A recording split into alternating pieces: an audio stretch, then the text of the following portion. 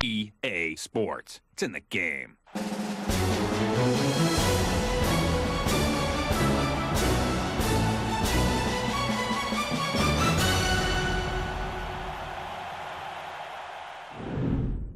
Tiger Woods PGA Tour 10 with the Wii MotionPlus accessory is the closest you can get to a true golf simulation for $60. The already great series gets a nice boost this year with true one-to-one motion sensing, addictive online play, and a bevy of other new features that easily justify the purchase.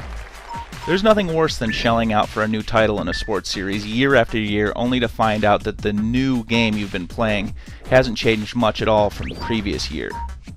It's my opinion that last year's Tiger Woods game actually took a step backwards from the year before, due in large part to its cumbersome putting system and duller than dull audio commentary. We finally got online multiplayer in Tiger Woods 09 for the Wii, but I felt that it didn't bring much else to the table.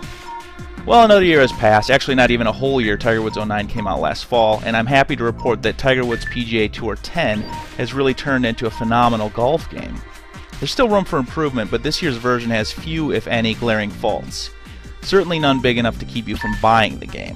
So let's run down a big list of features, shall we? So let's look at the graphics. In-game graphics haven't changed all that much from last year or the year before, at least not noticeably. There's still a somewhat cartoony look to all the players, and you're not going to get advanced shading and high-resolution textures like you'd see on the PS3 or Xbox 360, but this year does finally add gallery crowds. It's a nice addition, even though the people in the crowd are mostly static onlookers with a little movement here and there. The 27 included real-life golf courses are rendered well and should be easily recognizable to any golf fan, and weather conditions play a bigger role in this year's offering, with especially nice-looking rain effects. All in all, the in-game graphics look pretty good, but nothing really appears to have been overhauled. Menu graphics, on the other hand, have taken a step forward, with big icons and animated backgrounds making up an intuitive interface. It seems simple and uncluttered, even though there are plenty of menus and submenus. As for sound, again, not a whole lot has changed. In-game sound effects are familiar, although some whispering and shushing from the new gallery spectators has been added. The broadcast commentary has made a fair to middling improvement, with Kelly Tillman back in the booth alongside ESPN's Scott Van Pelt, who replaces the almost depressing Sam Torrance from last year's game. Van Pelt offers some mildly funny to downright mediocre one-liners that seem as though they didn't make the cut for an episode of SportsCenter. I can't really describe the experience other than at first being like, oh wow, Scott Van Pelt does the voice work in this game, and then once you hear it you're like, oh wow, Scott Van Pelt is much more entertaining on TV. Looks like the next shot will be played from the rough. Looking for par. To make matters worse, some of the audio is just plain off. Van Pelt will say, looks like this putt's gonna break right, Kelly, even though the green and the putt preview show it breaking left. There's also been a few instances where I've left a 20-foot putt a good 5 feet short, and Tillman has said something along the lines of, now that is a wonderful putt. A bogey attempt here. At least this year, though, you don't need to turn the commentary off. If I could offer some advice to EA for next year, take a note from MLB 2K9. It's got some nice, natural commentary that makes it seem like you're watching an actual baseball game. With this year's Tiger, I still don't feel like I'm watching golf on TV quite yet. Wii MotionPlus is hands down the best thing about this year's game. There's no reason you shouldn't purchase the $60 bundle with the Wii MotionPlus add-on over the standalone version of the game. Wii MotionPlus and Tiger Woods Golf go together like peanut butter and bananas, or chocolate, or jelly. Want to take a 50% swing? Pull the club back halfway. 3/4 shot? Take it back to just above your shoulder. Fades and draws finally work reliably, approach shots are easy to execute, and putting, my god the putting, it's finally phenomenal. The new precision putting feature works just like your real putter. I find myself visualizing a 10-foot putt in my living room, swinging as though I'm putting a golf ball from my feet to my TV, and watch the ball in the game go 10 feet. EA has done a wonderful job. Total redemption from last year's putting interface.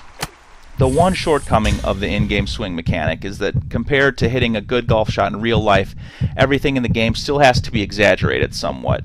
You're still going to have to swing a bit harder to hit a shot at 100% in the game, whereas on a real-life tee box, you want to take a nice, easy backswing followed by a nice, smooth follow-through. When you swing nice and controlled in the game, you'll often find that it'll result in around 80 to 90% worth of shot power. It's not a deal-breaker by any means, but it's there. Chipping, flop shots, and pitching are all way improved this year. It's much easier to hit partial swings accurately. It's quite a difference. Now let's take a look at online play and dynamic weather. Now there are two classes of gamers, those who like online multiplayer and those who like to play alone. I fall squarely into the second camp, except that I'm addicted to online play in Tiger Woods 10. Why? Because you can play online alone.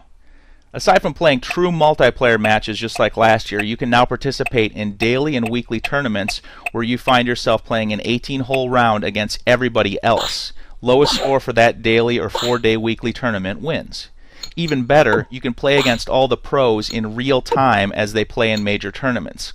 As long as the course is in the game, you can play along and see your score on the in-game leaderboard against all the pros in the field. Wait, it gets better. There are also real-time weather conditions pulled down from the Wii Forecast channel. So for instance, yesterday, June 18, 2009, it was raining like hell on the US Open, which is being played on the Bethpage Black course in the New York area. Play actually got suspended in real life. So I fired up Tiger Woods 10, hop online, and it's raining like hell in the game. The greens are slow, the leaders are only 1 under par, and I'm fighting for my life to avoid double bogeying holes since the conditions are so awful. Dynamic weather extends the offline version of the game too. I put in a little time on my career golfer yesterday, and while playing TPC Sawgrass, it started raining, just like it actually did in Ponte Vedra Beach, Florida yesterday. Really cool stuff. Career mode is similar to years past. You start out trying to make it on the tour, adding skill points and upgrading to better equipment, winning sponsorships, and that kind of stuff. You can also jump right into the FedEx Cup, which is a 4-tournament elimination style playoff. The career mini-games also make an appearance this year, although they're much more straightforward and subdued from years past. Instead of challenging golfers head-on, you try to repeat great moments in real-life tournaments. So you have a scenario like, Tiger Woods birdied all the par 3s on this course back in 2003. See if you can do the same. Stuff like that. The scenarios involving Tiger begin with a video of him talking about what happened, along with some clips from the tournament. Yeah, the 2018 tee at Pebble was a neat little run.